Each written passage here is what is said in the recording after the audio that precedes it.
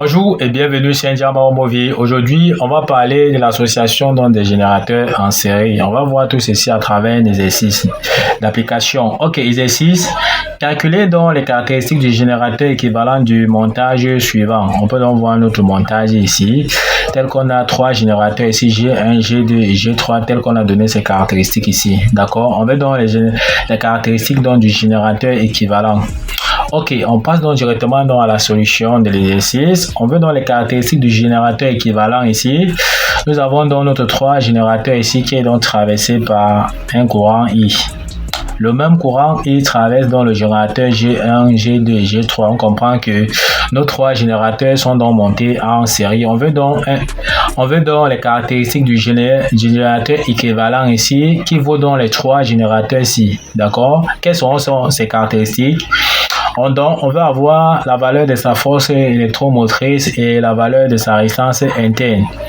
Or, ici, on nous a donné les valeurs de E1, de E2 et de E3 qui vaut donc 5 volts. R1, R2, R3 qui vaut donc 2 ohms. Donc, voici la valeur de leur résistance interne. Or, la force électromotrice ici, d'accord, qui est E, les caractéristiques de la force électromotrice qui est donc E, sera tout simplement donc égal à E1 plus E2 plus E3.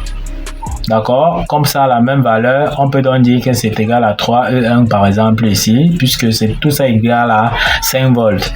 Donc, ceci, on peut dire que c'est égal à 3 multiplié donc par 5, qui donne tout simplement donc 15 volts. Donc, voici la valeur de E que nous avons donc déjà trouvé. Donc, la force électromotrice du générateur équivalent vaut donc 5 volts. Maintenant, pour ce qui est donc de la résistance interne ici, puisque nos générateurs sont donc en série, ça veut dire que leurs résistances aussi internes seront donc aussi en série. Donc, RE sera donc égal à R1 plus R2 plus R3. Comme tout à l'heure, R égale à R2 égale à R3. Donc, on peut donc dire que c'est encore égal à 3 R1. Donc, on aura ici 3 multiplié donc par R1 qui vaut donc 2. On peut donc dire que ceci donc vaut 5 ohms. Donc, voici donc les caractéristiques donc du générateur équivalent qu'on vient donc de trouver. E égale à 15 volts et 6. Et la résistance interne donc ici est égale à 6 ohms. Ok, nous sommes donc arrivés au terme de cette vidéo. Ne manquez pas de vous abonner à la chaîne, de liker la vidéo, de partager la vidéo aux proches et amis et d'activer donc la cloche de notification pour ne pas manquer nos prochaines vidéos. Sur ce, à bientôt.